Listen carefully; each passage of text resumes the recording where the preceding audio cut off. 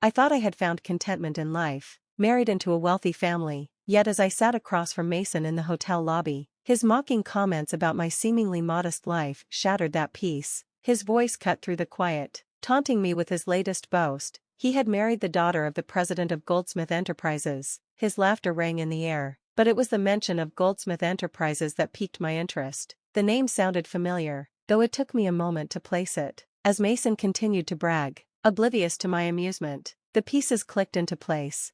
I thought back on my life. I'm Patricia, 37 years old, living comfortably with my husband, Mason. I work for my family's real estate firm, handling day-to-day administrative tasks while my father, the president, manages the company's bigger picture strategies. As an only child, I'm expected to one day take over the business. Even though that responsibility looms over me, I've always tried to maintain a balance between my professional and personal life, especially with Mason. Mason, who completed high school and works at a moving company, has a physically demanding job, which I respect deeply. To spare him from feeling less than, I rarely mention my college degree or my future role in the company.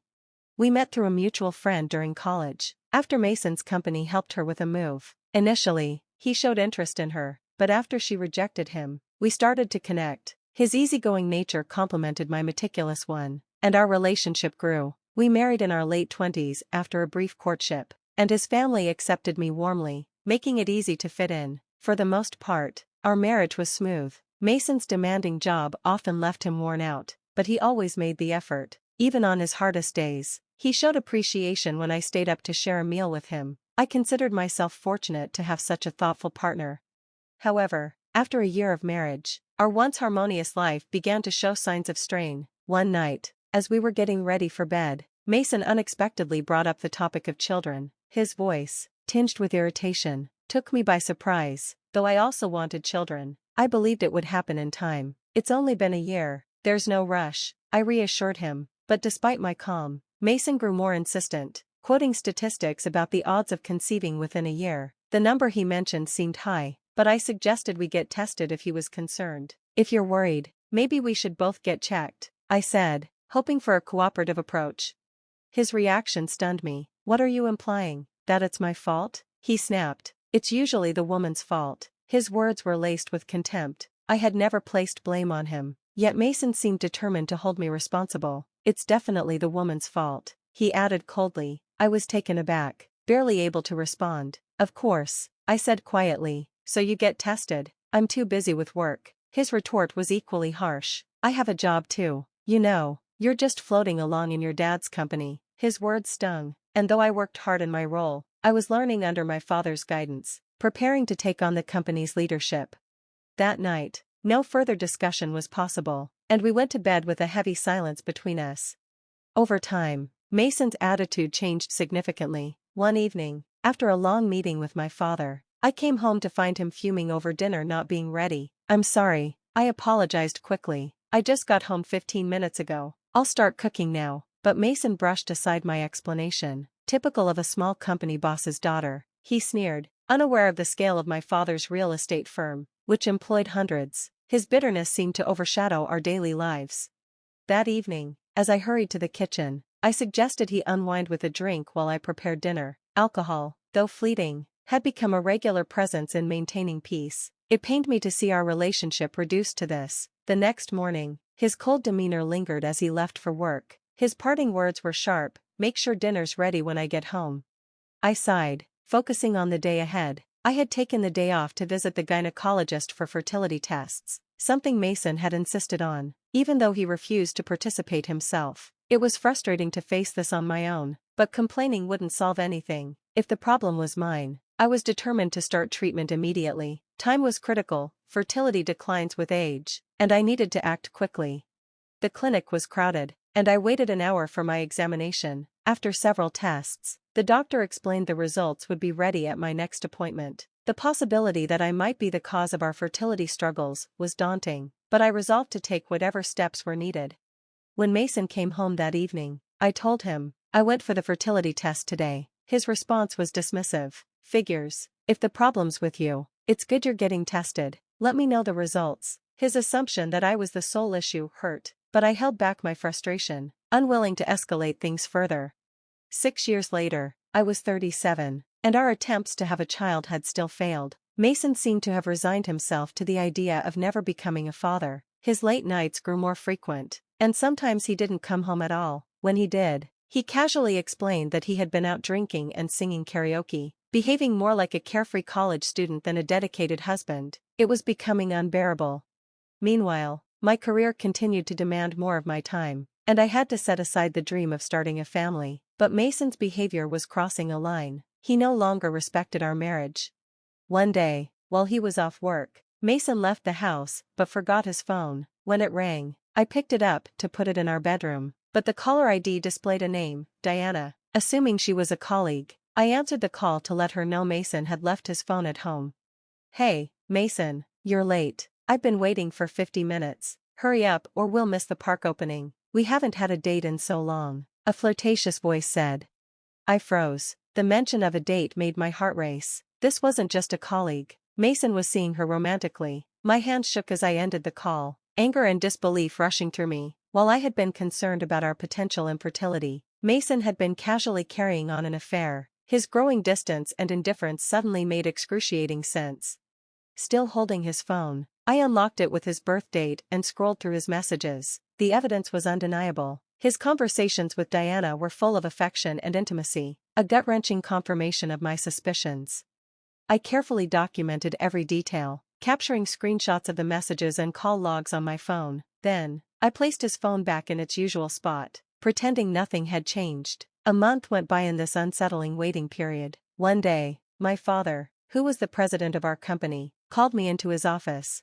"I need to talk to you about something important," he said solemnly. His tone made me brace for bad news, adding to the stress of everything else. That evening, Mason, sensing what was coming, suggested we consider separating. The timing was almost too convenient. I had already been preparing to confront him about his infidelity and initiate a divorce.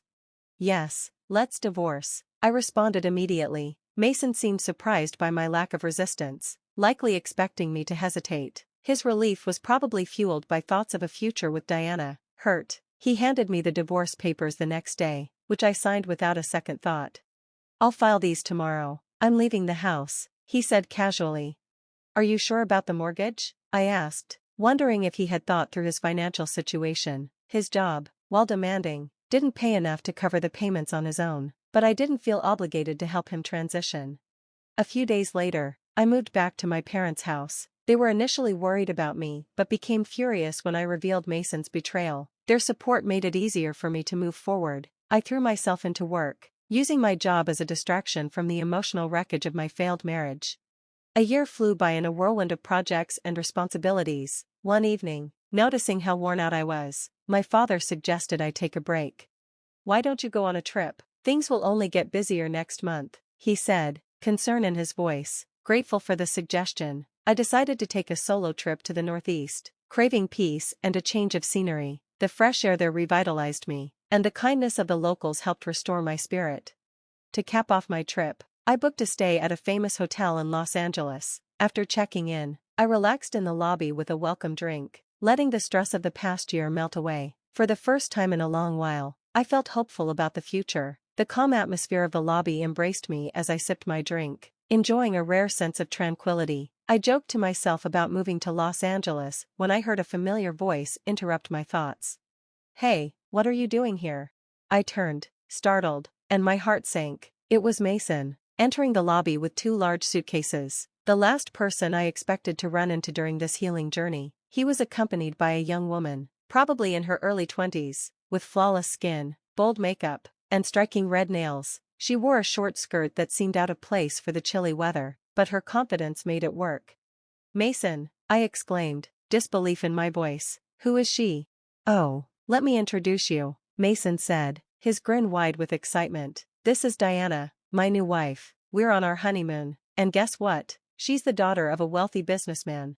Diana, the name hit me like a punch to the gut. She was the same Diana from the phone call that exposed Mason's betrayal. My discomfort grew as Mason beamed with pride over marrying someone young and rich.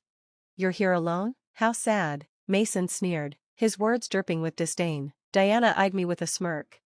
"Mason, is this your ex-wife?" she asked sharply. "She looks old. Hurry up with the check-in," she added, Irritated, Mason draped an arm around her and left, their footsteps disrupting the calm of the lobby. Yeah, I'm set for life now, marrying into money. Thanks for making the divorce so easy, Patricia, he said mockingly. Diana's dad is the head of Goldsmith Enterprises. They even paid off our house mortgage in one go. I took a deep breath, steadying myself. Goldsmith Enterprises, I replied casually. Oh, I know them. Their main office is in that tall building downtown, right? Mason paused, looking surprised. You've been there? Yes, I answered evenly. That building is part of my father's real estate holdings. He bought it recently for $500 million. He's mentioned them before. They're a tenant, though not the best one. Mason and Diana exchanged confused glances. What do you mean? Diana asked, her confidence faltering. I let the silence hang for a moment before continuing. Goldsmith Enterprises has been late on their rent for months. My father was just talking about starting legal action if they don't pay soon. Diana's face turned pale. That can't be true. Our company is doing great, she stammered, her voice betraying her uncertainty. I'm not making this up, I said calmly, pulling out my phone. I called my father and asked him to send over the latest rent notice. Moments later, I showed them the document, which clearly listed Goldsmith Enterprises' overdue payments. Diana's bravado crumbled. Now that you mention it, she murmured, Dad has been stressed lately, talking about slow sales and layoffs. Mason, however, exploded in anger. You're lying, you're just trying to ruin us. You've always been spiteful, he shouted, his voice loud enough to attract attention from other guests. His words echoed the bitterness of our past, but this time, they didn't hurt.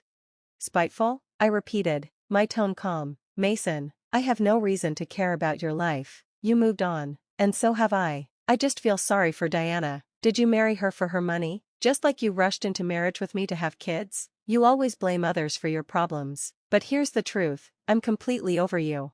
Mason's face twisted with rage. You can't even have kids, he spat. Diana and I are planning to start a family after this trip. I smiled faintly. Oh, I didn't mention it, did I? I'm 5 months pregnant. His jaw dropped. I remarried, I continued. My husband supports me in every way you never could, and for the record, Mason, I had no fertility issues. The clinic confirmed it years ago. If you and Diana haven't conceived yet, maybe you should take a good look at yourself. The color drained from Mason's face. Does that mean? He faltered. Diana's expression turned to scorn. You're infertile? Why didn't you tell me? She snapped. Feeling no need to stay, I delivered my final words. Please take care of the overdue rent soon, or we'll take legal action. Goodbye, Mason. As I walked away, their voices rose in argument behind me. Back in my room, I felt an overwhelming sense of closure. When I returned from my trip, my husband welcomed me warmly.